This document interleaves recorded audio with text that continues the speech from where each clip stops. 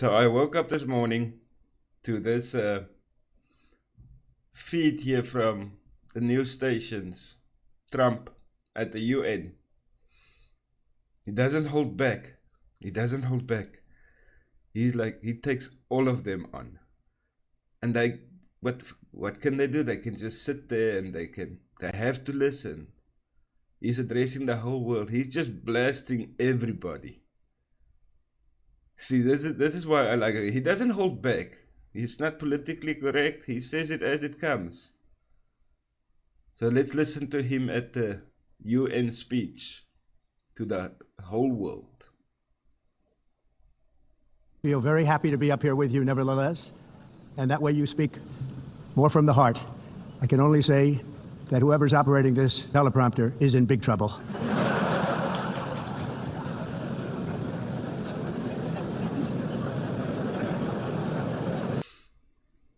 The teleprompter didn't work. So he has to wing it there. But look at that smile, he's all cool. Okay, let's go. Hello, Madam First Lady.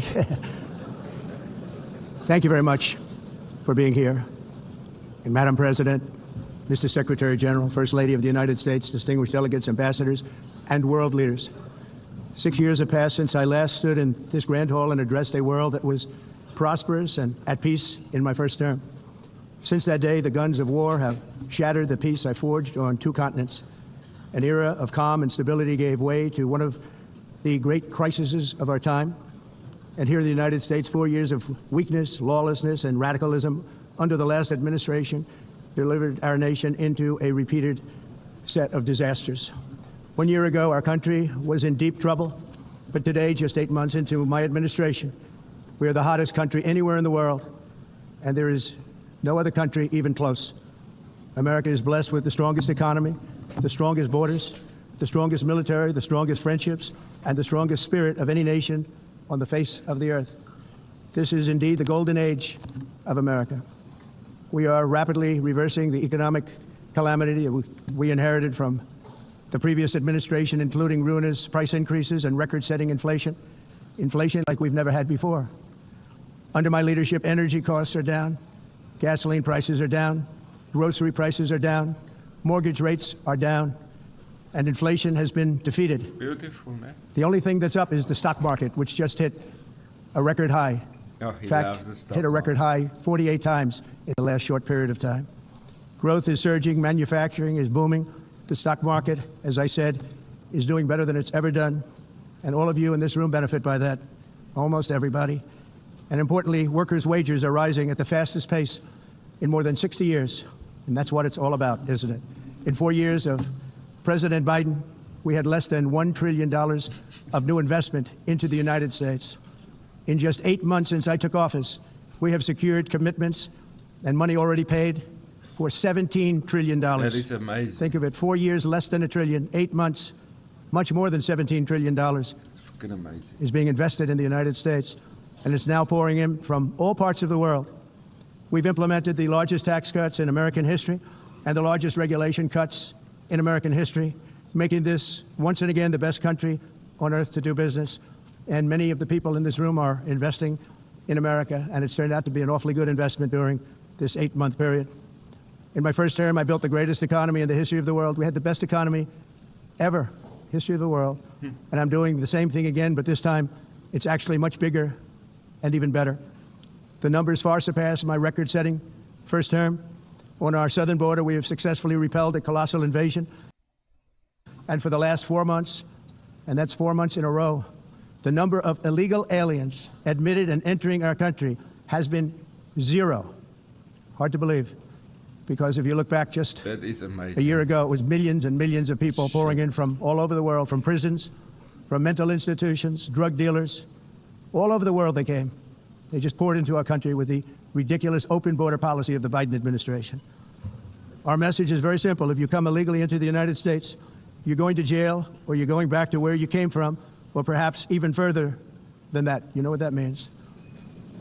I want to thank the country of El Salvador for the successful and professional job they've done in receiving and jailing so many criminals that entered our country. And it was under the previous administration that the number became record-setting, and they're all being taken out. We have no choice. And other countries have no choice because other countries are in the exact same situation with immigration. It's destroying your country, and you have to do something about it. On the world stage, America is respected again like it has never been respected before. Well you think done. about 2 years ago, 3 years ago, 4 years ago, or 1 year ago, we were a laughingstock all over the world. At the NATO summit in June, virtually all NATO members formally committed to increase defense spending at my request from 2% to 5% of GDP, making our alliance far stronger and more powerful than it was ever before.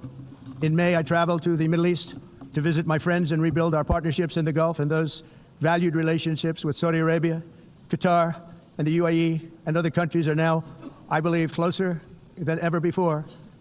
My administration has negotiated one historic trade deal after another, including with the United Kingdom, the European Union, Japan, South Korea, Vietnam, Indonesia, the Philippines, Malaysia, and Wow. many, many others.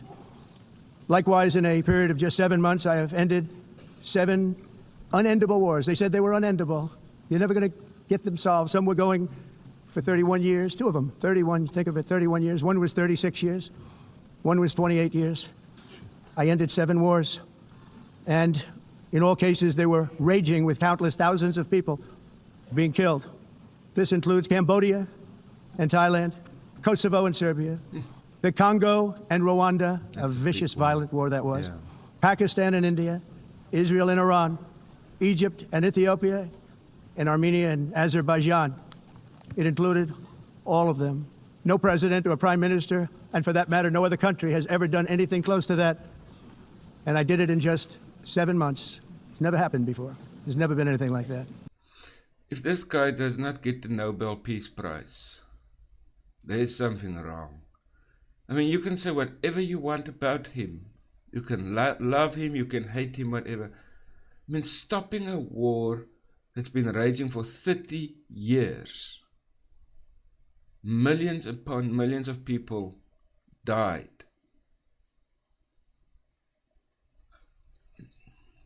How can you not follow along with these things? You don't have to be Republican or Democrat or whatever. I mean, it's just common sense what he's doing. I'm very honored to have done it. It's too bad that I had to do these things instead of the United Nations doing them. And sadly, in all cases, the United Nations did not even try to help in any of them. I ended 7 wars, dealt with the leaders of each and every one of these countries, and never even received a phone call from the United Nations offering to help in finalizing the deal. Fucking All I got assholes. from the United Nations was an escalator that on the way up stopped right in the middle. If the First Lady wasn't in great shape, she would have fallen. But she's in great shape. We're both in good shape. We both stood. And then a teleprompter that didn't work. These are the 2 things I got from the United Nations, a bad escalator and a bad teleprompter. Now he's Thank in you a very bad much. mood. And by the way, it's working now. It just went on. Thank you. I think I should just do it the other way. It's easier. Thank you very much. He's gonna I didn't think start- of it at the time because I was No. too busy working to save millions of lives. That is the saving and stopping of these wars. But later I realized that the United Nations wasn't there for us. They weren't there. I thought of it really after the fact, not during. Here it comes. Not during these negotiations, which were not easy. That being the case, what is the purpose of the United Nations? The UN has such tremendous potential. I've always said it. It has such tremendous, tremendous potential, but it's not even coming close to living up to that potential. For the most part, at least for now, all they seem to do is write a really strongly worded letter and then never follow that letter up. It's empty words, and empty words don't solve war. The only thing that solves war and wars is action. Now, after ending all of these wars and also earlier negotiating the Abraham Accords, which is a very big thing for which our country received no credit, never receives credit, everyone says that I should get the Nobel Peace Prize for each one of these achievements. But for me, the real prize will be the sons and daughters who live to grow up with the mothers and fathers, because millions of people are no longer being killed in endless and unglorious wars. What I care about is not winning prizes, it's saving lives. We saved millions and millions of lives with the 7 wars. And we have others that we're working on, and you know that.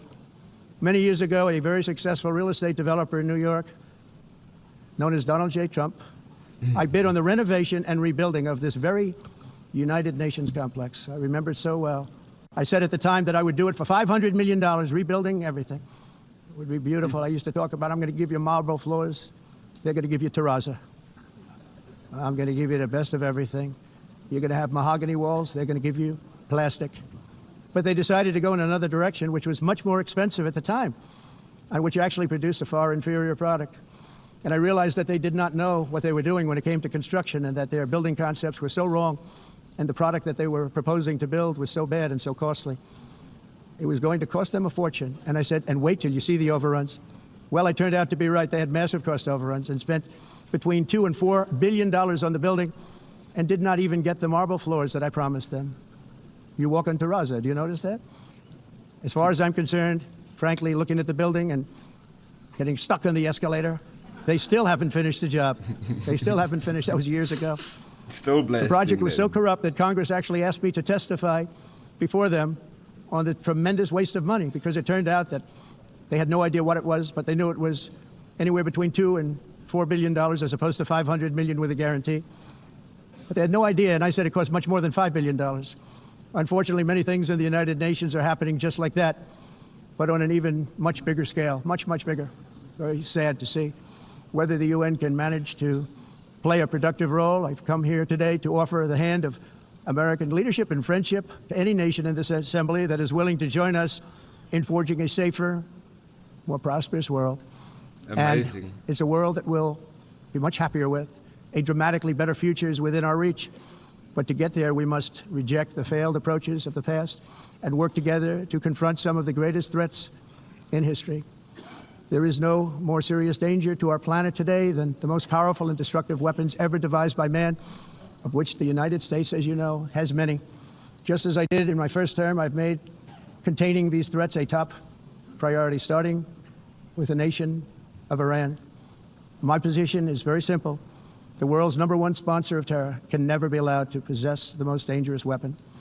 That's why, shortly after taking office, I sent the so-called Supreme Leader a letter making a generous offer. I extended a pledge of full cooperation in exchange for a suspension of Iran's nuclear program. The regime's answer was to continue their constant threats to their neighbors and U.S. interests throughout the region and some great countries that are right nearby. Today, many of Iran's former military commanders, in fact, I can say almost all of them, are no longer with us. They're dead. And 3 months ago, in Operation Midnight Hammer, 7 American B-2 bombers dropped the 14 30,000-pound each bombs on Iran's key nuclear facilities, totally obliterating everything. No other country on earth could have done what we did. No other country has the equipment to do what we did. We have the greatest weapons on earth. We hate to use them. But we did something that for 22 years people wanted to do. With Iran's nuclear enrichment capacity demolished, I immediately brokered an end to the 12-day war, as it's called, between Israel and Iran, with both sides agreeing to fight no longer. As everyone knows, I have also been deeply engaged in seeking a ceasefire in Gaza. Have to get that done. Have to get it done. Unfortunately, Hamas has repeatedly rejected reasonable offers to make peace. We can't forget October 7th, can we? Now, as if to encourage continued conflict, some of this body is seeking to unilaterally recognize a Palestinian state.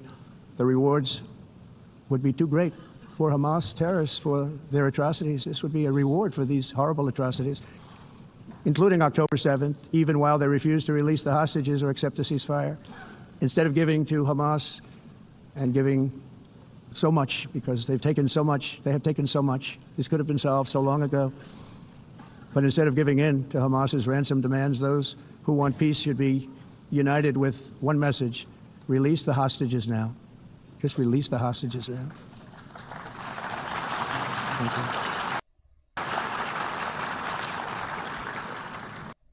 That is amazing, eh? I mean, he's capturing the whole world. These are the top leaders and diplomats of every nation, the United Nations. And he's calling them out in their face. They have to listen. They have to listen to what he has to say. Yes, like this guy, Trump, he's amazing. I mean, he doesn't take shit from nobody. Thank you. As we have got to come together, and we will come together, got to get it done, We have to stop the war in Gaza immediately. We have to stop it. We have to get it done. We have to negotiate, immediately have to negotiate peace. We got to get the hostages back. We want all 20 back.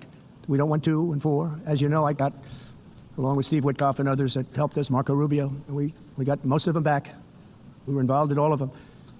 But I always said the last 20 are going to be the hardest, and that's exactly what happened. We have to get them back now. We don't want to get back 2, and then another 2, and then 1, and then 3.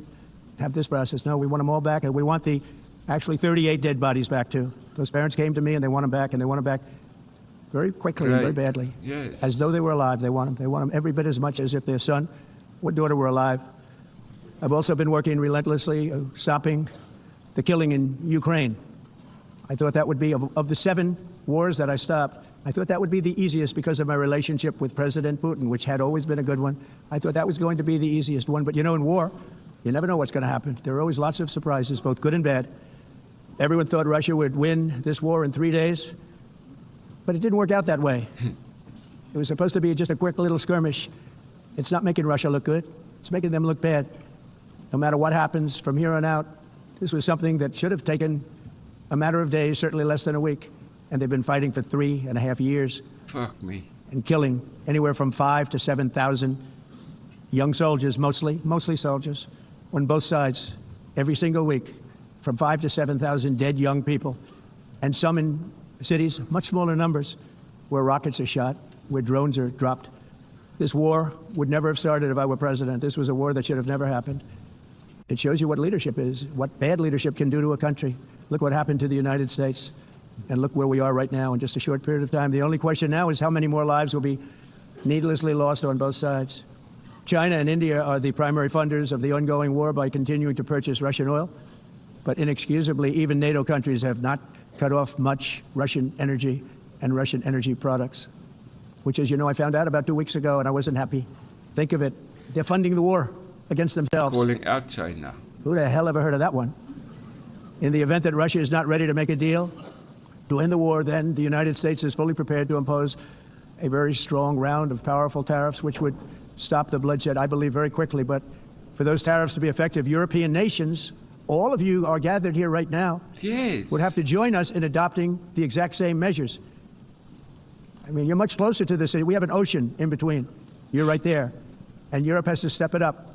They can't be doing what they're doing. They're buying oil and gas from Russia while they're fighting Russia.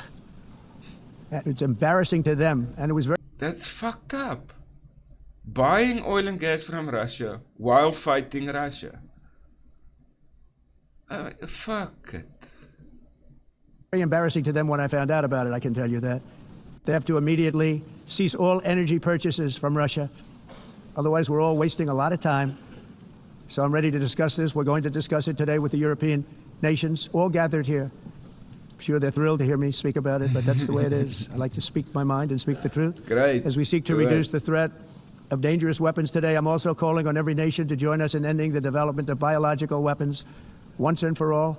And biological is terrible, and nuclear is even beyond, and we include nuclear in that. We want to have a cessation of the development of nuclear weapons. We know, and I get to view it all the time. Sir, would you like to see? And I look at weapons that are so powerful that we just can't ever use them. If we ever use them, the world literally might come to an end. There would be no United Nations to be talking about. There would be no nothing. Just a few years ago, reckless experiments overseas gave us a devastating global pandemic. Yet despite that worldwide catastrophe, many countries are continuing extremely risky research into bioweapons and man-made pathogens. This is unbelievably dangerous. To prevent potential disasters, I'm announcing today that my administration will lead an international effort to enforce Biological Weapons Convention, which is going to be meeting with the top leaders of the world by pioneering an AI verification system that everyone can trust. Yes, hopefully the UN can play a constructive role, and it will also be one of the early projects under AI. Let's see how good it is, because a lot of people are saying it could be one of the great things ever. Cool. But it also can be dangerous, but it can be put to tremendous use and tremendous good, and this would be an example of that. Not only is the UN not solving the problems it should, too often, it's actually creating new problems for us to solve. The best example is the #1 political issue of our time, the crisis of uncontrolled migration. It's uncontrolled. Your countries are being ruined. The United Nations is funding an assault on Western countries and their borders. In 2024, the UN budgeted $372 million in cash assistance to support an estimated 624,000 migrants journeying into the United States. Wow. Think of that. The UN is supporting people that are illegally coming into the United States, and then we have to get them out. The UN also provided food, shelter, transportation, and debit cards to illegal aliens. Can you believe that? On the way to infiltrate our southern border. Millions of people came through that southern border. Just a year ago, millions and millions of people were pouring in, 25 million altogether over the 4 years of the incompetent Biden administration. And now we have it stopped, totally stopped. In fact, they're not even coming anymore because they know they can't get through. But what took place is totally unacceptable. The UN is supposed to stop invasions, not create them and not finance them. In the United States, we reject the idea that mass numbers of people from foreign lands can be permitted to travel halfway around the world, trample our borders, violate our sovereignty, cause unmitigated crime, and deplete our social safety net. We have reasserted that America belongs to the American people, and I encourage all countries to take their own stand in defense of their citizens as well. You have to do that because I see it. I'm not mentioning names, I see it, and I can call every single one of them out. You're destroying your countries. They're being destroyed. Europe is in serious trouble. They've been invaded by a force of illegal aliens like nobody's ever seen before. Illegal aliens are pouring into Europe. Nobody is ever, and nobody's doing anything to change it, to get them out. It's not sustainable. And because they choose to be politically correct, they're doing just absolutely nothing about it. And I have to say, I look at London where you have a terrible mayor, terrible, terrible mayor. And it's been so changed, so changed. Now they want to go to Sharia law, but you're in a different country. You can't do that. Wow, Both the immigration and their suicidal energy ideas will be the death of Western Europe if something is not done immediately. This cannot be sustained. What makes the world so beautiful is that each country is unique. But to stay this way, every sovereign nation must have the right to control their own borders. You have the right to control your borders, sure, as we do now, and to limit the sheer numbers of migrants entering their countries and paid for by the people of that nation that were there and that built that particular nation at the time. They put their blood, sweat, tears, money into that country, and now they're being ruined. Proud nations must be allowed to protect their communities and prevent their societies from being overwhelmed by people they have never seen before, with different customs, religions, with different everything. Where migrants have violated laws, lodged false asylum claims, or claimed refugee status for illegitimate reasons, they should, in many cases, be immediately sent home. And while we will always have a big heart for places and people that are struggling and truly compassionate, answers will be given. We have to solve the problem, and we have to solve it in their countries, not create new problems in our countries. And we are very helpful to a lot of countries that are just not able to send their people anymore. They used to send them to us in caravans of 25, 30,000 people each. These massive caravans of people pouring into our country, totally unchecked and unvetted. But not anymore. According to the Council of Europe in 2024, almost 50% of inmates in German prisons were foreign nationals or migrants. In Austria, the number was 53% of the people in prisons were from places that weren't from where they are now. In Greece, the number was 54%, and in Switzerland, beautiful Switzerland, 72% of the people in prisons are from outside of Switzerland. When your prisons are filled with so-called asylum seekers who repaid kindness, and that's what they did, they repaid kindness with crime. It's time to end the failed experiment of open borders. You have to end it now. See, I can tell you. I'm really good at this stuff. Your countries are going to hell. In America, we've taken bold action to swiftly shut down uncontrolled migration. Once we started detaining and deporting everyone who crossed the border and removing illegal aliens from the United States, they simply stopped coming. They're not coming anymore. We're getting a lot of credit, but they're not coming anymore. This was a humanitarian act for all involved because on the trips up, thousands of people a week were dying. Women were being raped. Nobody's ever seen anything like it. Raped, horribly beaten, raped. On the trip up, the journey up, it was a long walk. It was a long, arduous journey, indeed. And it was also a historic victory against human trafficking throughout the region. What we did was a victory, and we saved so many lives of people that wouldn't make the journey. That journey was loaded up with death. Loaded up with death. Dead bodies all along the roads of jungles. To get up, they go through jungles, they go through areas so hot you couldn't breathe. They were dying of suffocation, areas so hot that you couldn't breathe. Dead bodies all over. By them not coming, we're saving tremendous numbers of lives. My people have done a fantastic job in doing what they did, and the American public agrees with it. I mean, I was very proud to see this morning I have the highest poll numbers I've ever had. Part of it is because of what we've done on the border. I guess the other part is what we've done in the economy. Joe Biden's policies empowered murderous gangs, human smugglers, child traffickers, drug cartels, and prisoners from all over the world. The previous administration also lost nearly 300,000 children. Think of that. They lost more than 300,000 children, little children, who were trafficked into the United States on the Biden watch, many of whom have been raped, exploited, and abused, and sold. Sold. Nobody talks about that. The fake news doesn't write about it. With many others, young children who are missing or dead. And we found a lot of these children, and we're sending them back, and we've been sending them back to their parents. They said, nobody knows who they are. They said, where do you come from? And they'll give us a country, and we'll find out, and we'll figure it out, and we'll bring them back to their homes. And the mother and father rush to the door, and their tears in their eyes. They can't believe that they're seeing their son or daughter, their little son or daughter again. We've done almost 30,000 of them so far. Any system that results in the mass trafficking of children is inherently evil. Yet that is exactly what the globalist migration agenda has done, and it's what it's all about. In America, those days, as you know, are over. The Trump administration is working, and we are continuing to work to track down the villains that are causing this problem, and also, as I said, to get back the 30,000 we've already returned. Now I think we're going to have another. We're going to find a lot. You're not going to find all of them. 300, more than 300,000. They're lost or they're dead. They're lost or they're dead because of the animals that did this. To protect our citizens, I've also designated multiple savage drug cartels as far as and you see this, and you see it happening right before your eyes. Let's put it this way: people don't like taking big loads of drugs in boats anymore. There aren't too many boats that are traveling on the seas by Venezuela. They tend not to want to travel very quickly anymore. Blowing them up now. And we've virtually stopped drugs coming into our country by sea. We call them the water drugs. They kill hundreds of thousands of people. I've also designated multiple savage drug cartels as far as foreign terrorist organizations, along with two bloodthirsty transnational gangs, probably the worst gangs anywhere in the world, MS-13 and Tren de Aragua. Tren de Aragua is from Venezuela, by the way. Such organizations torture, maim, mutilate, and murder with impunity.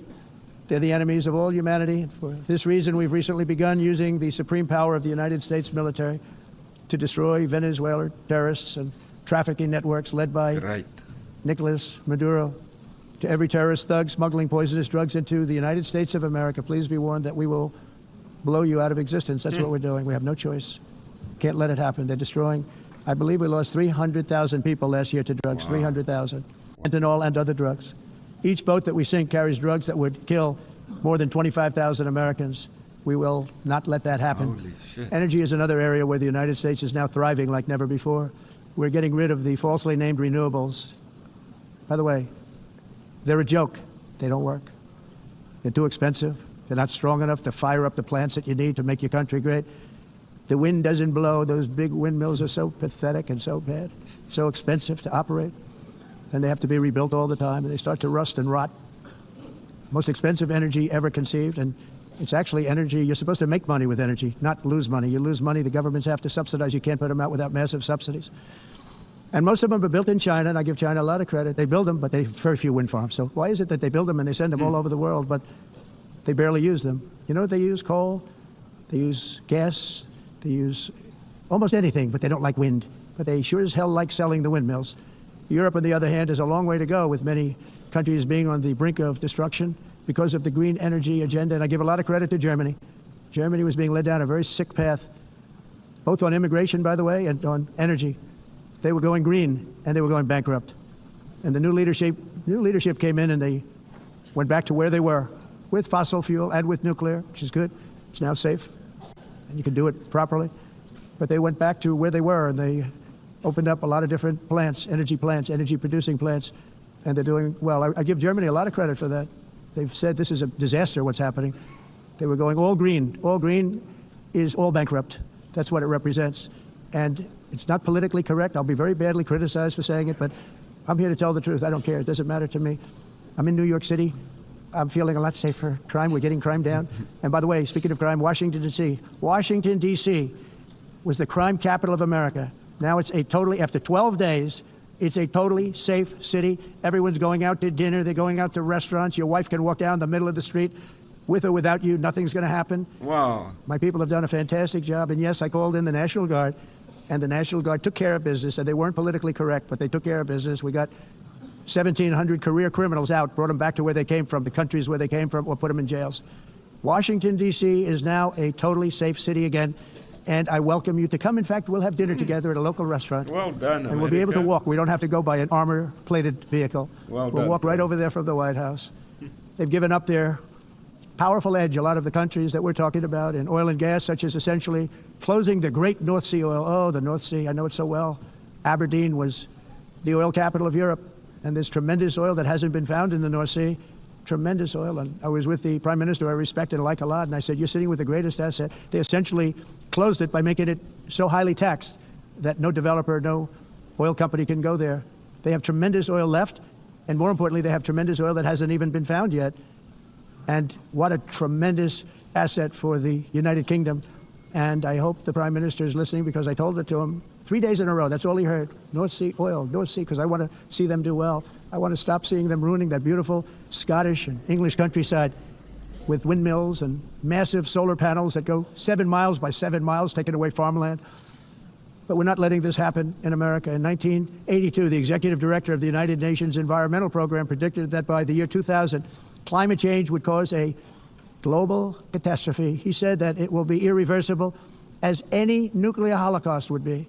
This is what they said at the United Nations. What happened? Here we are. Another UN official stated in 1989 that within a decade, entire nations could be wiped off the map by global warming. Not happening. You know, it used to be global cooling. If you look back years ago in the 1920s and the 1930s, they said, global cooling will kill the world. We have to do something. Then they said global warming will kill the world. But then it started getting cooler, so now they could just call it climate change, because that way they can't miss. It's climate change. Because if it goes higher or lower, whatever the hell happens, there's climate change. It's the greatest con job ever perpetrated on the world, in my opinion. Climate change, no matter what happens, you're involved in that.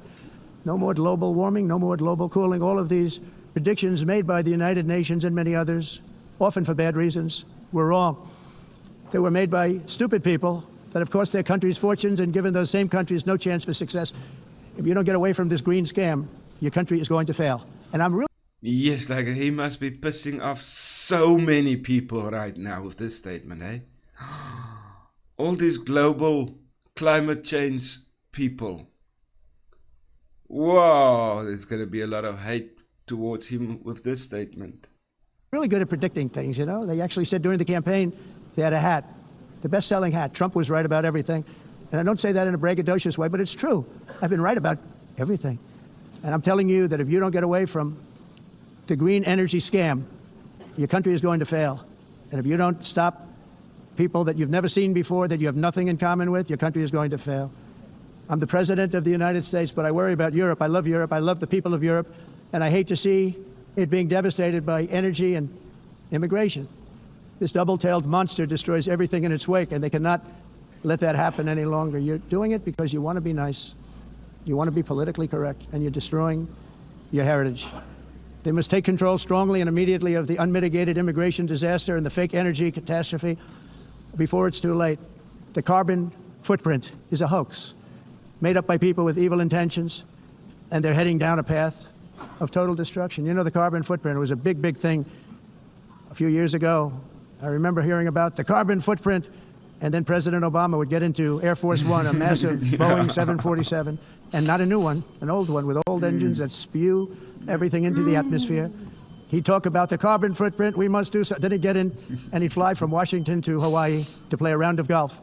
And then he'd get back onto that big, beautiful plane and he'd fly back and he'd talk about, again, global warming and the carbon footprint. It's a con job. At extreme cost and expense, Europe reduced its own carbon footprint by 37%. Think of that. Congratulations, Europe. Great job. You cost yourself a lot of jobs, a lot of factories closed, but you reduced the carbon footprint by 37%. However, for all of that sacrifice and much more, it's been totally wiped out and then some by a global increase of 54%.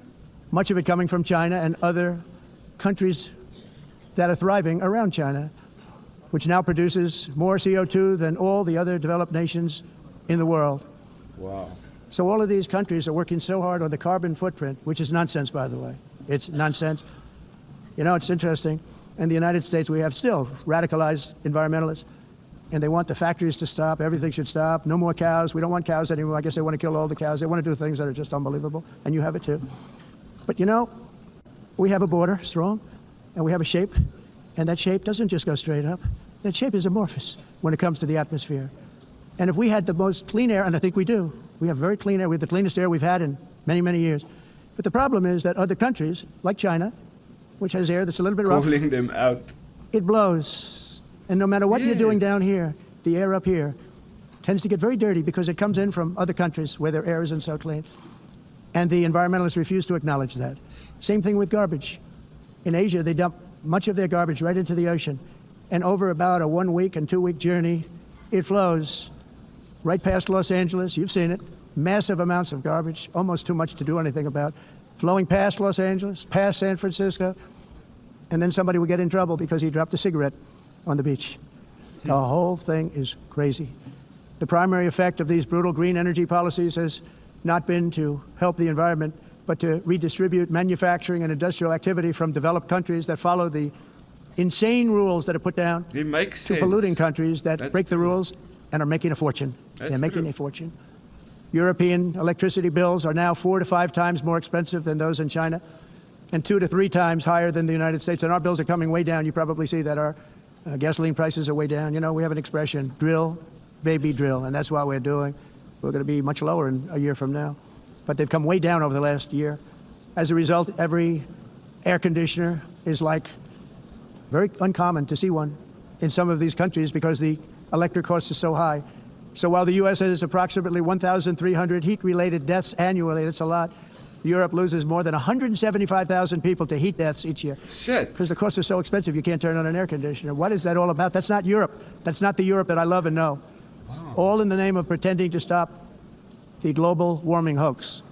The entire globalist concept of asking successful industrialized nations to inflict pain on themselves and radically disrupt their entire societies must be rejected completely and totally, and it must be immediate. That's why in America I withdrew from the fake Paris Climate Accord, where, by the way, America was paying so much more than every country. Others weren't paying. China didn't have to pay until 2030. Russia was given an old standard that was easy to meet, a 1990 standard. But for the United States, we're supposed to pay like $1 trillion. And I said, this is another scam. The fact is, the United States has been taken advantage of by the world for many, many years, but not any longer, as you probably noticed.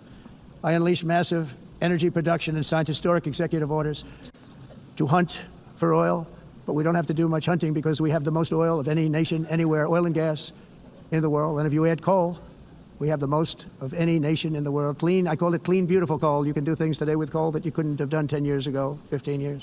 So I have a little standing order in the White House. Never use the word coal, only use the words clean, beautiful coal. Sounds much better, doesn't it? But we stand ready to provide any country with abundant, affordable energy supplies if you need them, when most of you do. We're proudly exporting energy all over the world. We're now the largest exporter.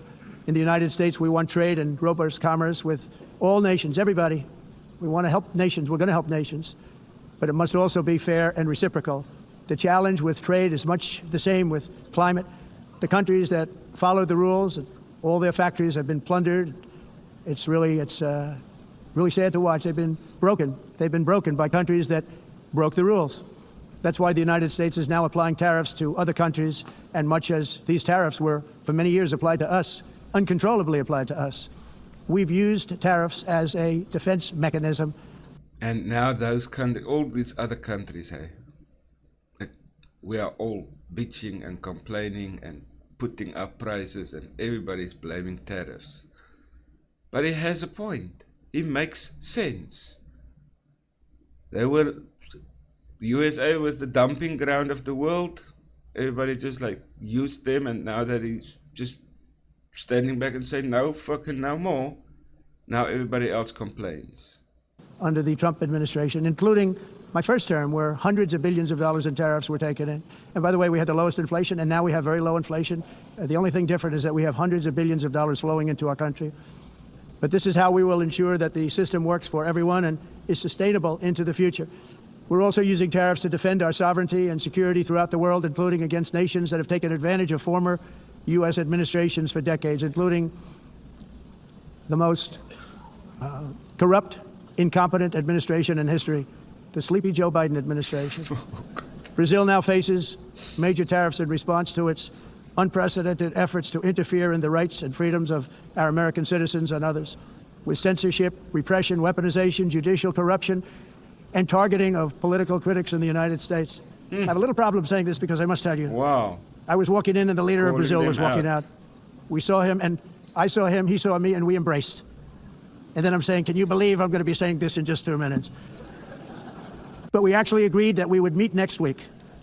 We didn't have much time to talk, like about 20 seconds. They were in retrospect, I'm glad I waited because this thing didn't work out too well. But we did talk, we had a good talk, and we agreed to meet next week, if that's of interest. But he seemed like a very nice man, actually. He liked me, I liked him. But if you, and I only do business with people I like. When I don't like them, I don't like them. But we had, at least for about 39 seconds, we had excellent chemistry. It's a good sign. But also in the past, Brazil, can you believe this, unfairly tariffed our nation, but now because of our tariffs, we are hitting them back, and we're hitting them back very hard. As president, I will always defend our national sovereignty and the rights of American citizens. So Great, and that's how it should be. I'm very sorry to say this, that Brazil is doing poorly and will continue to do poorly. They can only do well when they're working with us. Without us, they will fail, just as others have failed. It's true. Next year, the United States will celebrate the 250th anniversary of our glorious independence, a testament to enduring power and American freedom and spirit. We will also be proudly hosting the 2026 FIFA World Cup, and shortly thereafter, the 2028 Olympics, which is going to be very exciting. I hope you all come.